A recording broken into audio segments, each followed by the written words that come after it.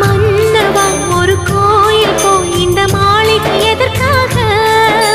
தேவியே என் ஜீவனே இந்த ஆலயம் உனக்காக. வானில் ஒரு புயல் மழை வந்தால் அழகே என்னை எங்கனம் காப்பாய். கண்ணே உன்னை என் கண்ணில் வைத்து இமைகள் எனும் கதவுகள் அடைப்பேன். சத்தியமாகுமா? நான் சத்தியம் செய்யவா? தொடு தொடுவெனவே வானவில் என்னை தூரத்தில் அழைக்கின்ற நேரம். உவா